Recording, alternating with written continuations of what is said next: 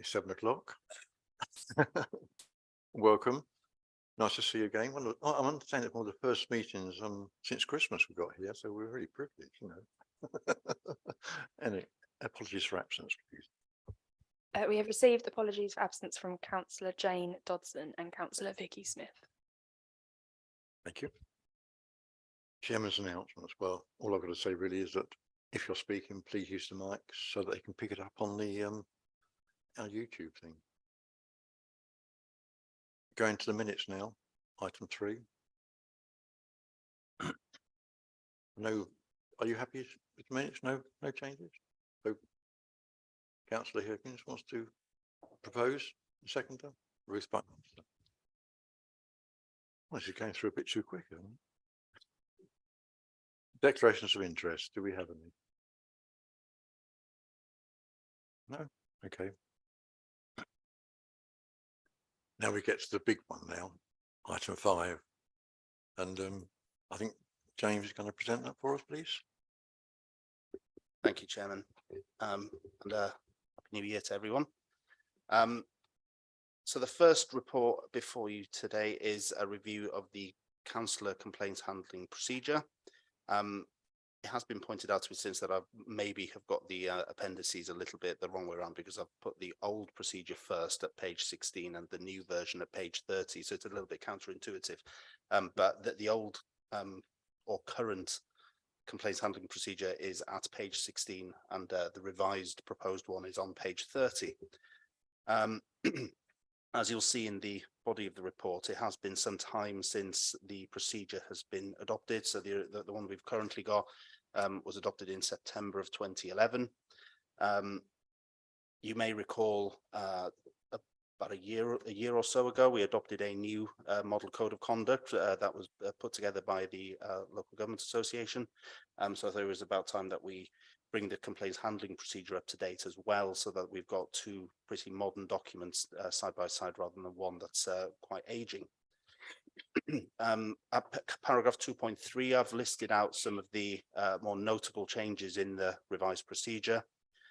One of the ones that I've put in is a requirement that any complaints that come in from or about parish and town councillors, that rather they go straight to myself as the monitoring officer to consider, that there is at least an attempt for it to be resolved at the local level first.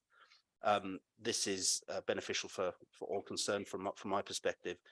It means that it frees me up to not have to look at absolutely all of the complaints that come in, especially the ones that may be able to be resolved at a local level. And it hopefully will result in a quicker resolution for the complainants, because clearly resolving it at the local level should be quicker than it going through the entire process with myself and speaking to the independent person and so forth.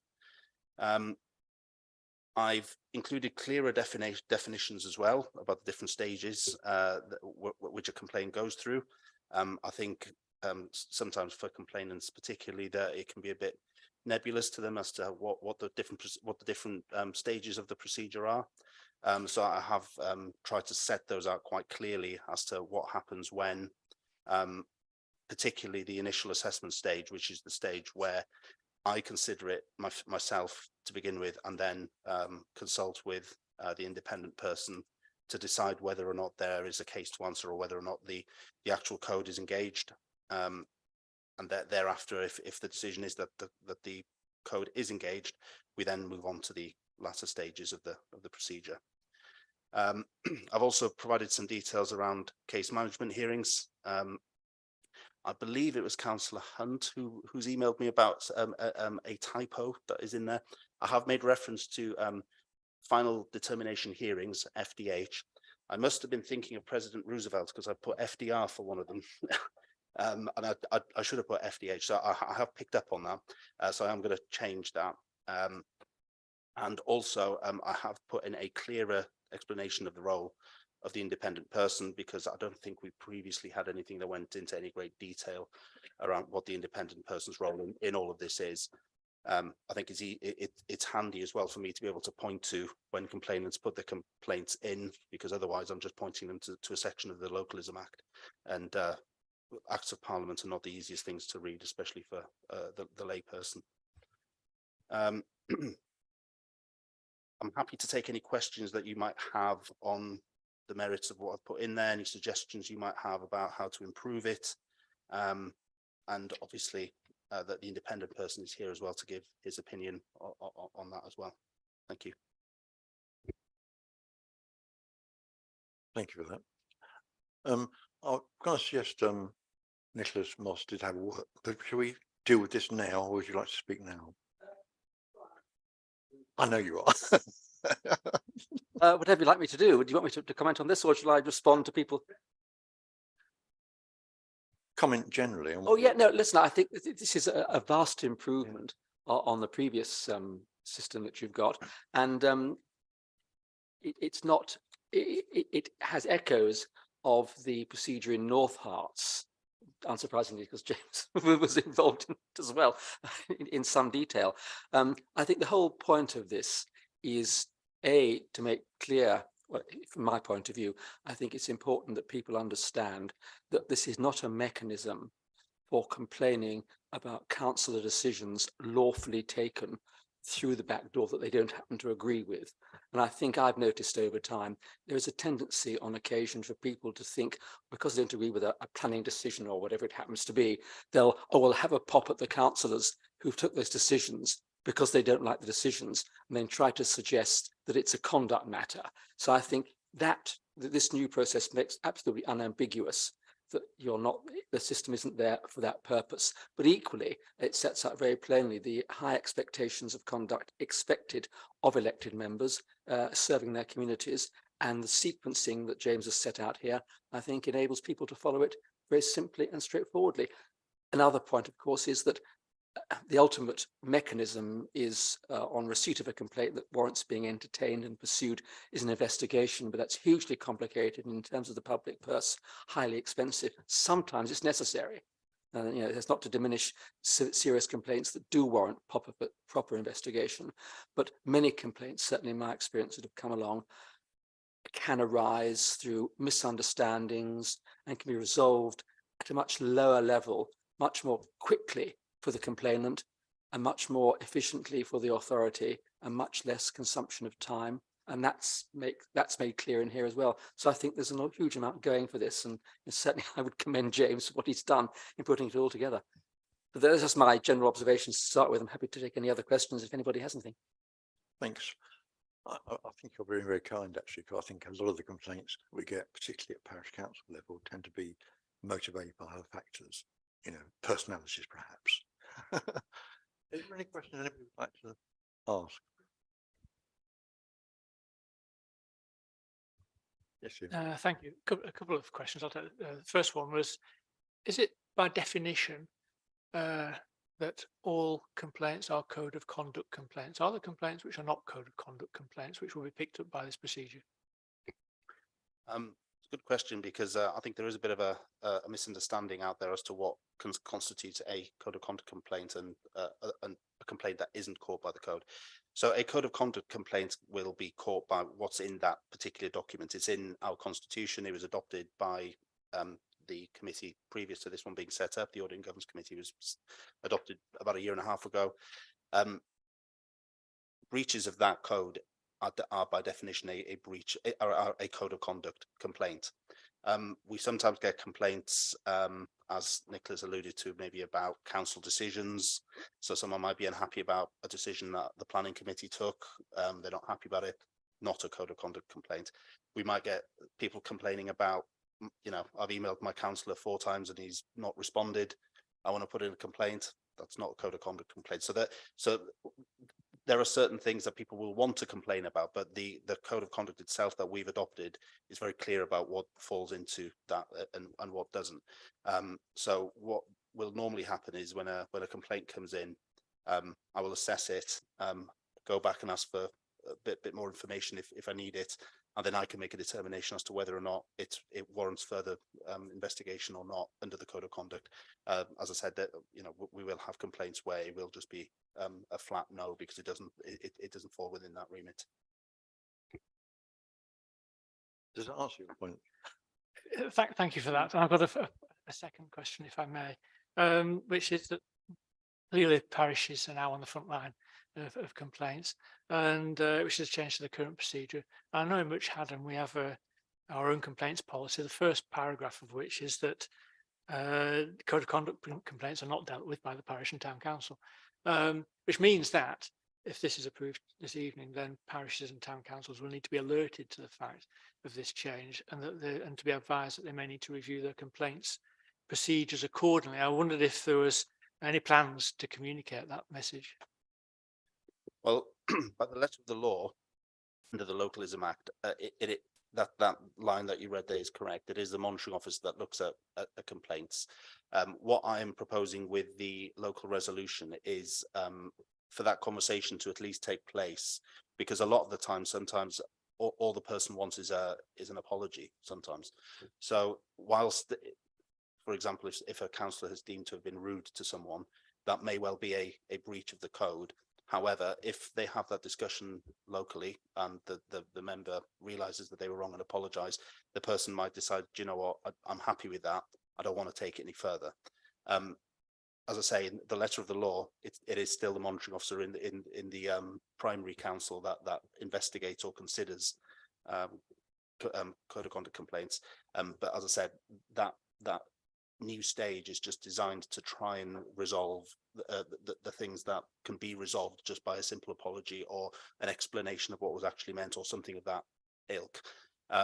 So, but I take your point. I think we can probably push something out to clerks across the towns and parishes, just to say that you know, the monitoring officer at the district council will be encouraging complainants to try and at least resolve at the local level first.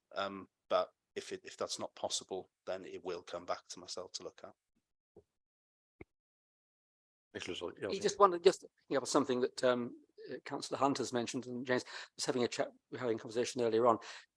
One of the areas that does cause, I think, misunderstanding among complainants in any community is that if a councillor behaves in a way that they don't expect them to behave, they think that's a code of conduct potential breach.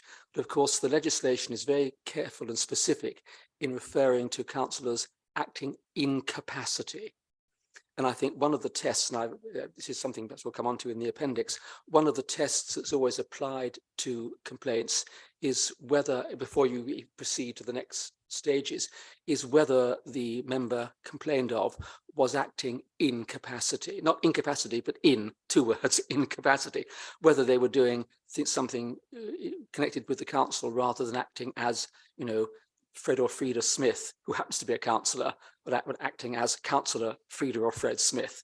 And I think that's an important distinction. And certainly in my experience, a number of complaints has fallen because people have misunderstood that provision in legislation that does require the person involved to be acting in their capacity as a councillor. I mean, James is the expert on this. I'm merely observing it from an independent person's perspective, but I know it is an issue that warrants clarification. Okay. I know with one of my parish councils it helps, and we've actually they've been encouraged to sort of form an HR subcommittee, and I think it amounts to 4 people, and they try and encourage people they've got a moan or a grumble to go there first. But as James says, you know, basically they want to go to the monitoring officer. That's what they do. You can't stop it. Any other comments from anybody? No? Oh. Well, that's good. Do we have to vote on it? Yeah, so I I think thought we we've did. got What a page few, was that? can't remember what page it's on, but we've got a few recommendations. Right. I think it's on page, bear with me. Can I just ask a quick Yes. question yeah, about go one of on. the recommendations? It's on page 10. The second recommendation delegates.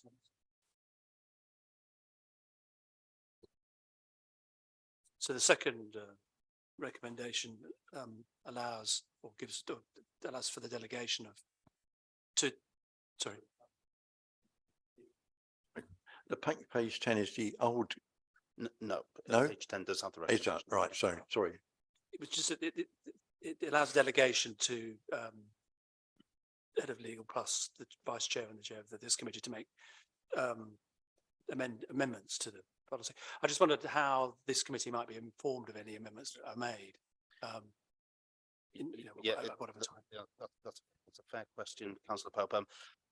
With that recommendation, that's not intended to allow me to have carte blanche to go and completely change the policy on a whim. I would normally put that in there just in case a term needs to be changed or there's a typographical error or something of that nature. What I would normally do is I would make that change, and then when we come back to the next meeting of this committee, so if there was anything that were to change between now and June or July, whatever the next one is, I would inform the committee at that meeting that on such and such a date I met with the chair and vice chair, we changed such and such on paragraph 5 or whatever, so we would keep you informed of that, but any substantial changes, we would take it through this procedure, the procedure that we're doing now, in that we would present it properly and have you give your opinions and observations on that before voting. That's great. Thank you very much indeed. Thank you. Any other comments? No? You're satisfied then? Yeah, the only amendment I would ask for is that in recommendation A, I've made reference to Appendix 1, and as I mentioned earlier, I think I've got things a little bit mixed around. So the actual new procedure is at Appendix 2. So it's that one that we're hoping to adopt. So in case we end up walking away from today, we've readopted the old policy by way of a typo.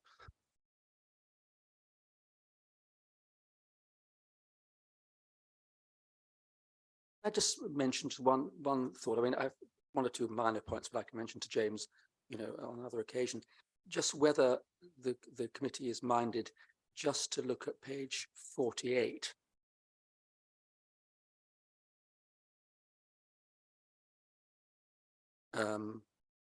Point 3, if we've got there, I'll give you time to get there. Is appendix, it's labeled currently Appendix 1, the assessment criteria. It just relates to something I was touching on earlier on, whether, well, James will give you advice, there's any merit in tweaking paragraph 3 just a tad, just to echo more precisely the incapacity point. Whether it's a matter, there's no right or wrong with this. It just, when I was reading through it, it just struck me. A councillor's private life, I think, it doesn't have quite, in my view, not quite the same meaning as the incapacity term. I mean, I haven't got any particular wording, but depending on what James's view is, whether that's something that might be looked at, and maybe James could amend it a bit if you want to do so, just to reflect more the legislative provision. But that's the only other significant point I wanted to mention. I could certainly add some more words after the word private life, so that it read along the lines of that it relates to the councillor's private life, or that they are not acting in their capacity as a councillor or something, or words to, yes, to something those that echoes that. Yeah. So that we kind of take it out of it. Nicholas is right. There are certain aspects where you look at the facts of a complaint, and even though someone is a councillor and is known to the other person that they are a councillor, the setting and the occasion that they are there and the capacity in which they are kind of attending it is quite clear that they are not there as a councillor. So and Nicholas is quite right, that might not be a private life thing, it might be just another function that they're going to. So I can strengthen that paragraph to make it clear that it is if the councillor is not acting in their capacity as a councillor at that time, then it would not be caught. So I can certainly add a few words in there, and as I said, it'll be along the lines of what I've suggested, and as I said to Councillor Pope earlier, I can quite happily report back on what those wordings were the next time we convene. Well, it is a subject that came up with Paul Hoey at the training last time, and I said in a village environment, it's very difficult not to be a councillor at all times, because people know you as that.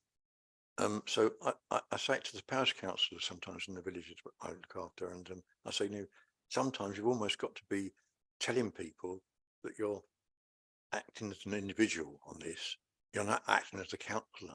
And I think it's actually much stronger. I don't know what it's like in the towns, and I'd welcome comment from, I think Mark Pope might tell me better in Wales, but in villages, it's very difficult for people not to consider you as a councillor.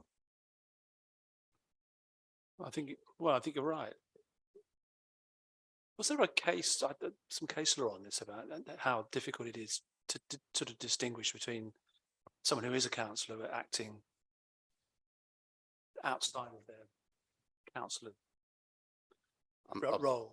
I'm sure there will be some instances somewhere where this has been, where this brought up. I mean, I won't go into details because it's not appropriate, but I have had complaints before where a complaint will be made about a councillor, and you sort of scratch the surface and you realise that, you know, the person making the complaint knows full well that they are a councillor, have always known that they're a councillor, but in fact invited them out as a friend to the local pub or whatever, and then they've ended up having an argument, and then about something completely unrelated to council business, quite clearly not in a council environment, not about anything to do with the council, and a complaint lands on your desk and it's kind of, you know, councillor so-and-so said this to me in the pub on Saturday.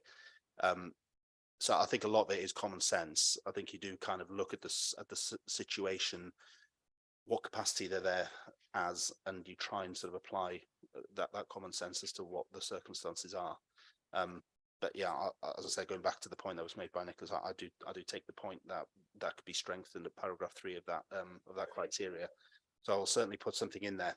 And if actually members of this committee would rather, I can send that round by email tomorrow if you like, so you can see it before I put in, because this is going on to council anyway. It just occurred to me it's actually going to council and in a week or two anyway, so you'll see it at that point as well. It's not helped by the means of communication nowadays that parishioners and residents feel that councillors are on duty 24/7.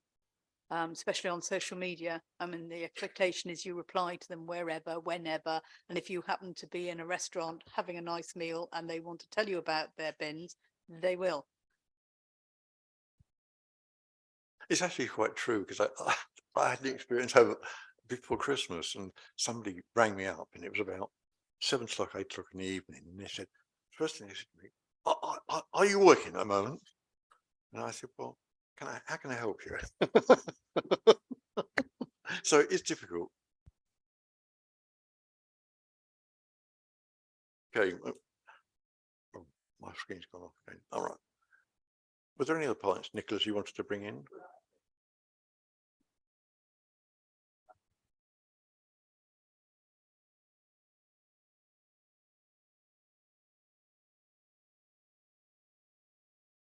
You should be using your mic, actually. It Oh, can't be. I beg your pardon. Yeah, no, my answer to the question is there are some very small points, but nothing of any great moment that I've passed to James, and he can consider them, and if he wants to incorporate them and then report back at some point, but they're nothing substantive. The main one, as I say, was to do with the incapacity thing. Because we need to be clear, don't we, before it goes to council, that we've got the final version. Yeah, yes, and I've just typed it out. So would this satisfy the committee, I suppose? So it would read, it appears that there can be no breach of the code of conduct. For example, the councillor is not acting in their capacity as a councillor. It relates to the councillor's private life, or is about dissatisfaction with a council decision. And then that bit about a capacity as a councillor leaves you, you know, room for maneuver when it comes in, so you can, as I say, you can look at the facts and decide whether or not it is actually in their capacity as a councillor at that stage. It needs to be that type, because people, when it goes to council, they're going to bring up questions, aren't they? I think so, people definitely will. I'll insert that as well as the clearing up the typos. And then when it goes to council, I will add a bit to the council report to say that it's been to this committee and the discussion we've had.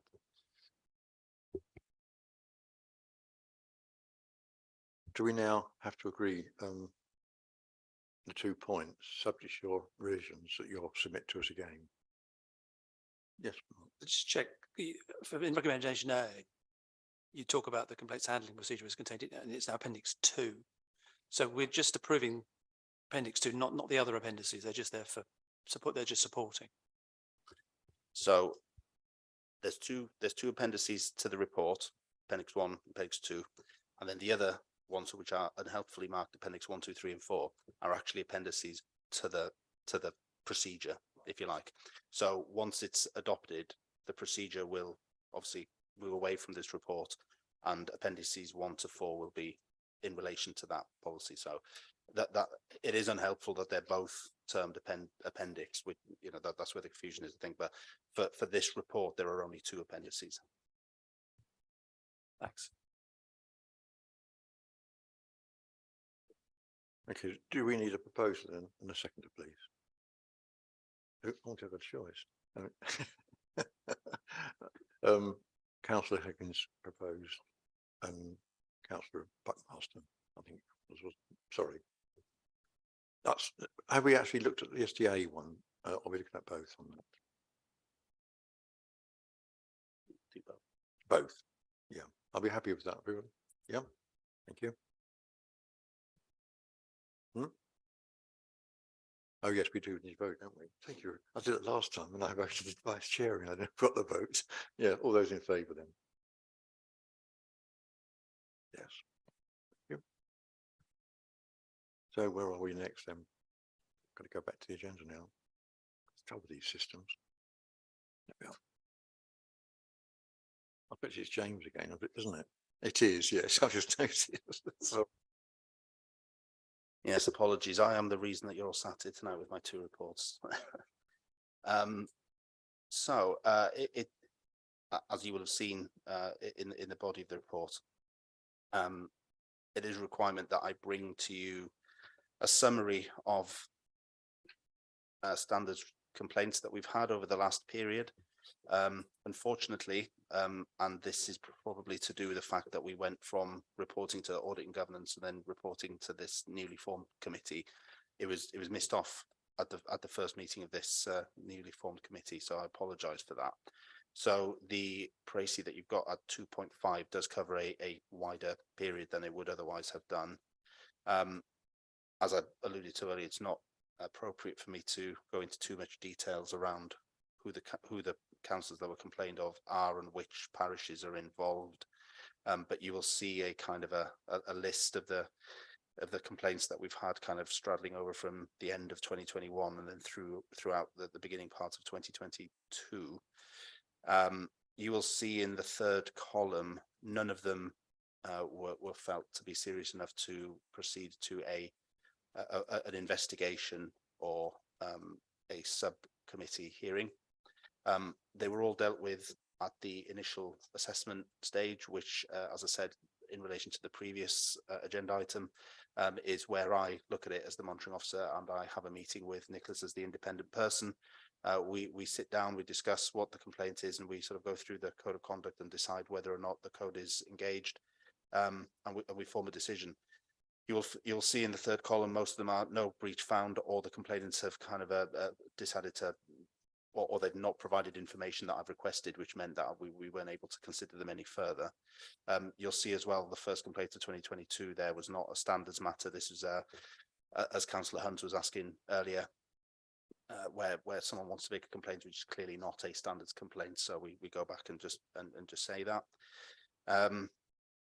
And oh yeah, there was one which I have gone into a bit more detail at paragraph 2.7, where the complainant was not happy with the decision that I had reached to say that it was not that the code was not engaged and therefore there was no case to answer. So that was taken to the LGO. The LGO asked for me to provide them with all of the correspondence that had gone backwards and forwards between myself and the complainant, so that they could assess whether or not there had been any maladministration on our part.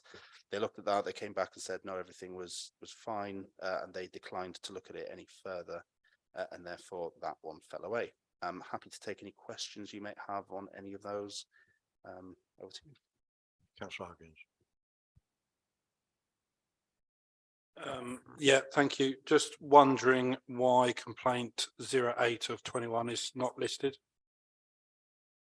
So you will see at 2.6 on page 61, I've said where complaints are withdrawn by the complainant, they're not included in the table. So because so that the complainant will put in the complaint, and they will, for whatever reason, decide they don't want to complain about it anymore. They withdraw it. Therefore, I never get to the point where I even contact the other side. So I don't even contact the councillor that was complained of, because the complainant has withdrawn it before that stage. So I've not included it because nothing comes of it.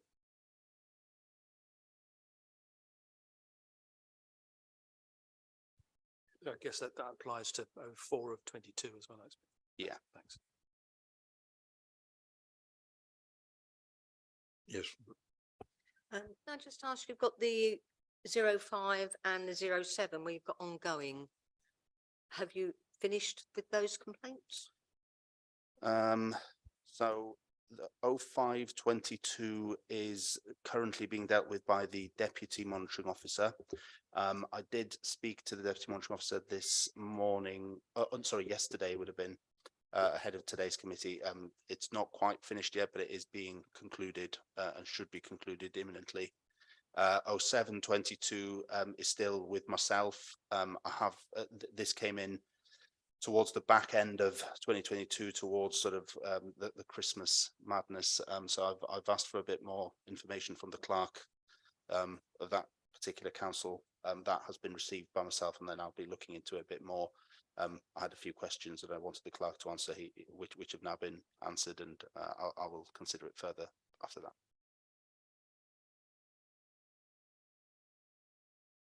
okay. I think it's interesting looking at the list though, is that it gives some of the types of complaints and why there's no breach found, and it gives a good picture really, doesn't it, of some of the, I think so many complaints that I've seen from especially parish and town about relationships between two people, two councillors, and they will never normally comply to a breach, really, would they? Because we're supposed to be a bit vicious, not vicious towards each other, but a bit robust against each other, and that's part of what we're in. Yeah, on that point particularly, it's a good point, because I think it is accepted that councillors who put themselves up for election or co-option onto a council do sort of put themselves up for a bit of rough and tumble between each other in the robustness of debate and disagreement, and that is factored into any complaints that are made between councillors, because there is to be expected a bit of disagreement between people in that arena. The same cannot be said of members of the public. So where members speak to members of the public in a particular way, then that would be a lower bar, because clearly members of the public do not put themselves in that arena, and therefore it wouldn't be expected that they are subjected to the same level of sort of rough and tumble, as I said, that members do. One question came to mind actually, it was one locally that I heard about that was a complaint and was taken up, went to a hearing, I think. That the councillors involved that would be complained about by the clerk actually both resigned. So would that in that case continue, or would it be sort of dismissed because they're no longer councillors? So the code of conduct and the standards regime in general only applies to councillors. So the minute a resignation is tendered, they cease to be councillors, and therefore they're not caught by the code anymore. So any complaints that are made against a councillor that has since resigned, pause. However, if members then come back onto the council within a set period, and you're putting on the spot now to try and remember what that period is, but I'm sure Nicholas knows. 14. Yeah, 14 months. Yeah, so for 14 months, if members come back within that 14-month period, it can be resurrected and looked at. Clearly, the reasoning behind that is that you can't have members resign and come back a week later to try and get out of a complaint. So yeah, it's a fair point, but yeah, once councillors cease to be councillors, then nothing can be done on it. Thanks for that. So there's nothing we need to vote on that standard today. What I couldn't see anything. It's just a revision of what's there, isn't it? Yeah, as I've said in the body, there's a requirement that I bring this to you. So I've done that. Obviously, I've said that if you have any observations to give those to me. So I don't know if you have any. I don't think there's anything in particular to vote on.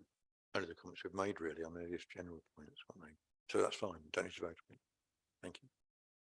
So we're on urgent business. I don't have any urgent business because James or Nicholas? No? So that's it, I'm afraid. So thanks for coming.